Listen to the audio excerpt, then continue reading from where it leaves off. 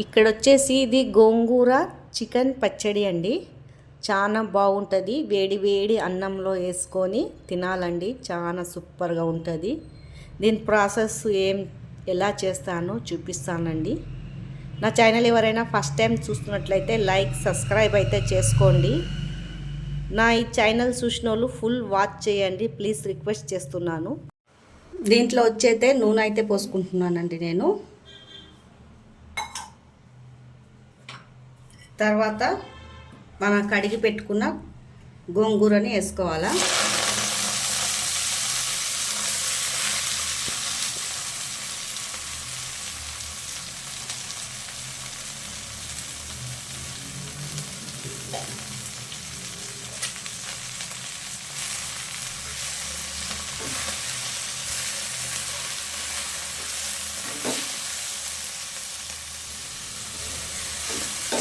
ఇది బాగా వేగాలండి.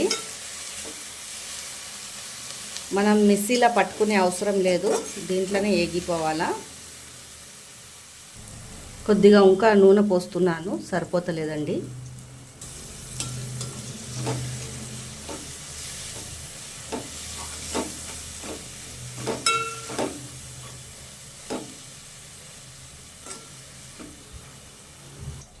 ఇక్కడ చింతపండు పులుసు పోసుకుంటున్నానండి.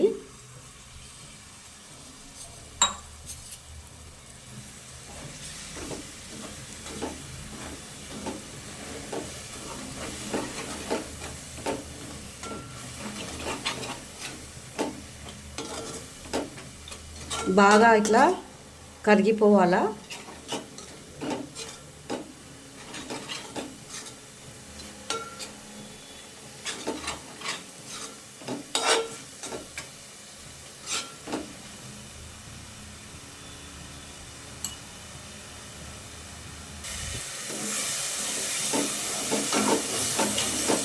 చూడండి ఇలా అయిపోవాలా బాగా.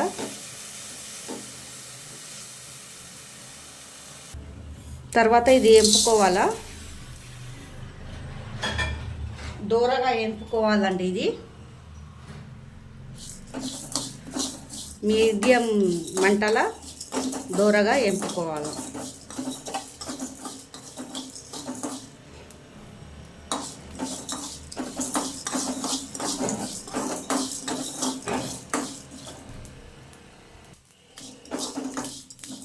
ఇలా కలర్ వచ్చేయాలండి ఎంపుకున్నాక.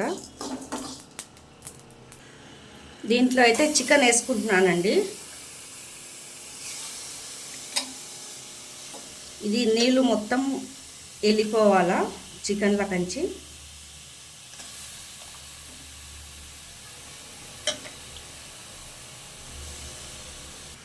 దీంట్లోనూ కొద్దిగా ఉప్పు వేసుకోవాలా. తర్వాత పసుపు వేసుకోవాలండి కొద్దిగా. దీంట్లో నీళ్ళు వెళ్ళే వరకు, ఇంకిపోయే వరకు బాగా వేపుకోవాలా.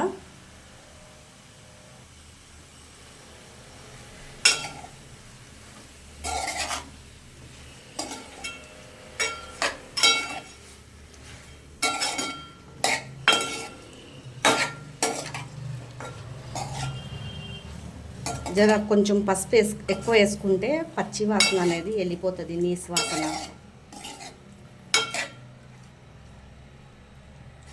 ముక్కలకి అంతా మంచిగా పట్టేలాగా కలుపుకోవాలి.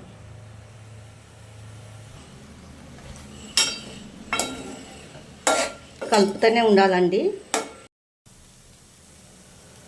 నేను ఒక గ్లాస్ ఆయిల్ వేసుకుంటున్నానండి.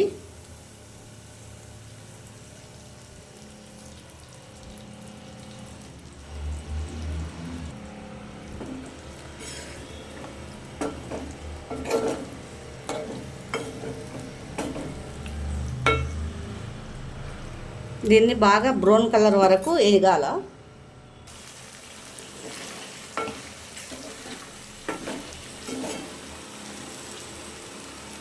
ఇట్లా బాగా ఎర్రగా అయిపోవాలా. ఇలా గోల్డెన్ కలర్లో వస్తే తీసేయాలండి. చూడండి బాగా ఇంకా గోల్డెన్ కలర్లో బాగా వస్తే ఏమో గట్టిగా అయిపోతుంది ముక్క, తినటానికి మంచిగా అనిపించదు. తర్వాత అల్లం పేస్ట్ అయితే వేసుకుంటున్నానండి.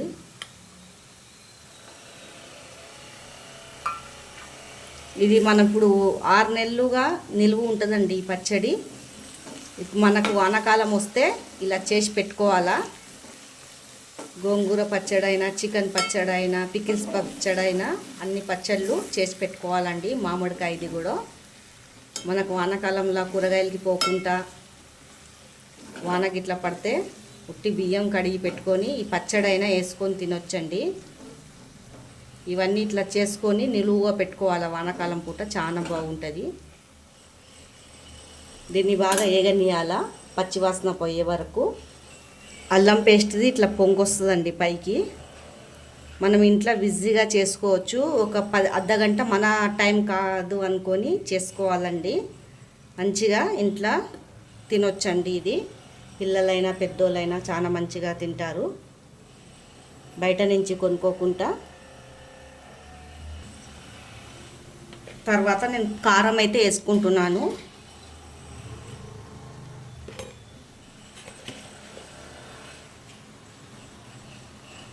నేనైతే 2 చెంచాల సగం అయితే వేస్తున్నానండి కారము. దాంట్లో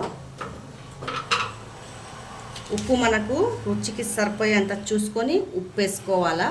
ఎక్కువ వేసుకోవద్దండి ఉప్పు, తర్వాత పైనుంచి అయినా కలుపుకోవచ్చు.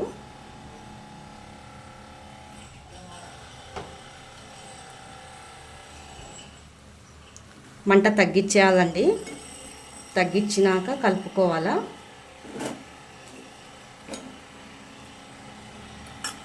తర్వాత ఈ మసాలాలు కూడా వేసుకోవాలా, మన రుబ్బి పెట్టుకునేది.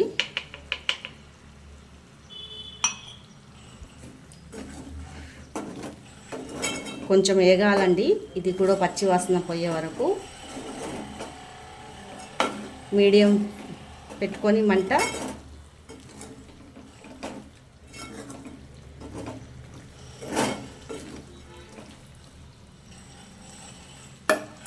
తర్వాత మనం నూరు పెట్టుకోలేదండి నేనైతే, దాంట్లోనే మ్యాష్ చేశాను. నూరు పెట్టుకుంటే టేస్ట్ అంతా వెళ్ళిపోతుంది, బాగుండదు.